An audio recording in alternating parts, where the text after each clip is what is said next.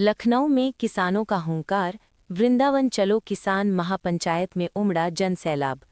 लखनऊ, दिनांक 17 फरवरी 2026 को राजधानी लखनऊ में उस समय किसानों की ताकत का बड़ा प्रदर्शन देखने को मिला जब भारतीय किसान यूनियन लोक शक्ति के बैनर तले वृंदावन चलो किसान महापंचायत का विशाल आयोजन किया गया।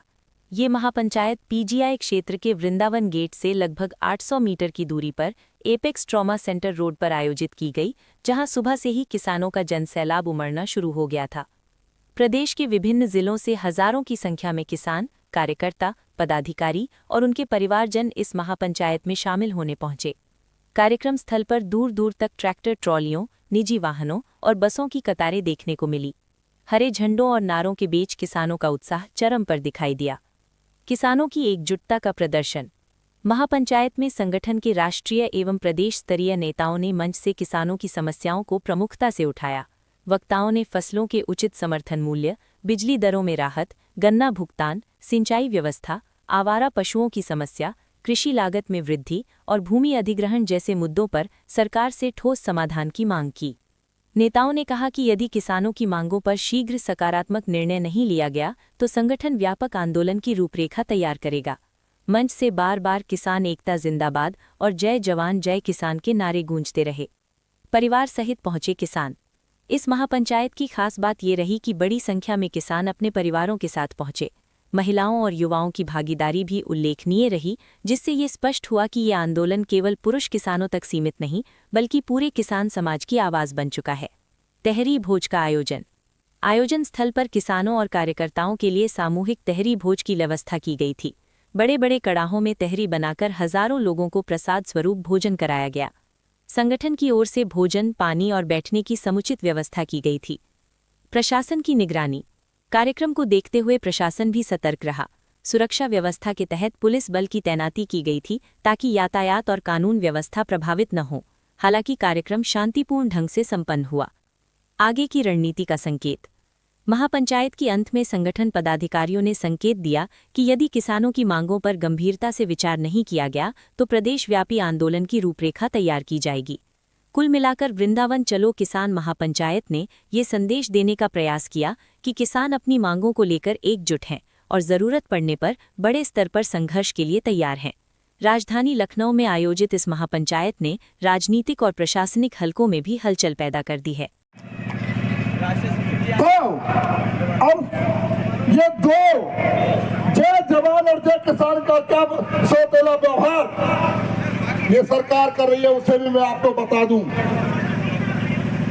हमारे जो जवान चाहे पुलिस में हो, सीआरपी में हो, आर्मी में हो, उनकी इन्होंने पेंशन काट करके ये अन्याय कर दिया है और अग्निवीर ला करके और ज्यादा अन्याय कर दिया। 4 साल के लिए नौकरी दे रही है।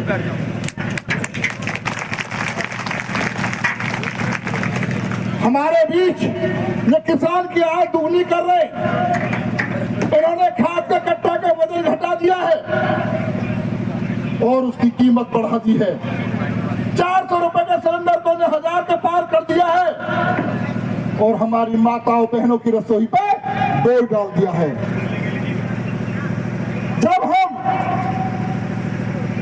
हम कहीं भी जाते हैं तो किराया कुछ था, आज किराया कुछ कर दिया है इस किसान की कमर तोड़ने के लिए।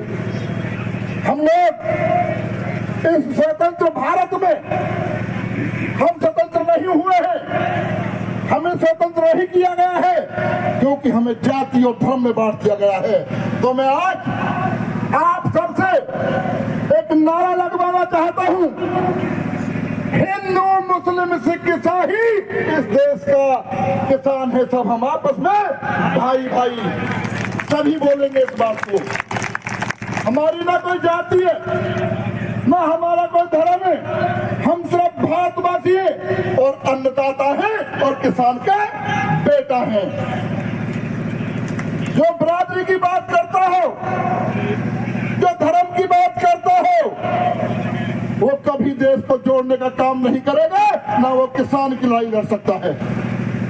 क्या उसे तो धर्म आड़े आएगा, उसे जाति आड़े आएगी उसे अधिकारी कोई उसकी जाति का होगा, कोई अधिकार नेता उसकी जाति का होगा, तो वो कभी लड़ाई नहीं लड़ सकता, क्योंकि उसे जाति का प्रलोभन उसके दिल में आएगा। तो मैं आज इस लखनऊ की प्रांगण से, इस महापंचायत से आप सबसे निवेदन करता हूं और आपसे करवट प्रार्थना करता हूं कि अपनी बेटा बेटी की शादी में तो जाति धर्म अपनाना, किसान की पोटल पर बैठ के जाति धर्म को घर छोड़ के आना। मेरे भाइयों, तुम्हारी जीत तभी हो सकती है।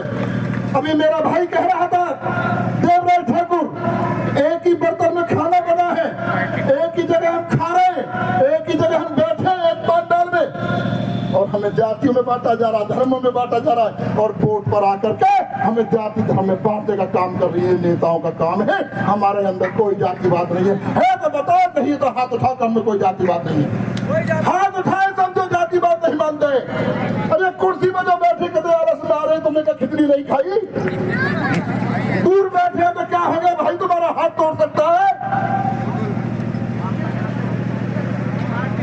किसान महापंचायत में जितने भी साथी आए उनको भी प्रणाम, और जो घरों में बैठे बदलिए उनको डबल प्रणाम। मेरे भाई, जो आपातकालीन में जिसका राष्ट्रीय अध्यक्ष हाउस अरेस्ट कर लिया हो और वो फिर भी घर में बैठा हो, ऐसे जलील आदमी की हमें जरूरत नहीं है। वो संगठन छोड़ के अपने आप चले जाए।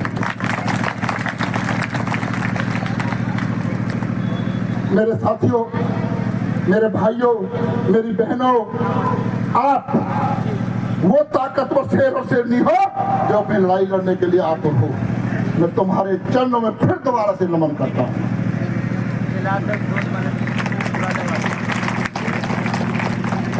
मैं राष्ट्रीय प्रवक्ता नहीं हूँ, मैं आप सबका अपना भाई, बेटा और भतीजा हूँ। आपका सबका चरणों के बंधन करने वाला ठाकुर ओमवीर मेरा नाम है। राष्ट्रीय प्रवक्ता तो मास्टर शिवराज जी की जय। आप आ जाओ और बाबा की कोशिश करना। अब ये नाम बता दो किसको बुलवाना है। जिसका नाम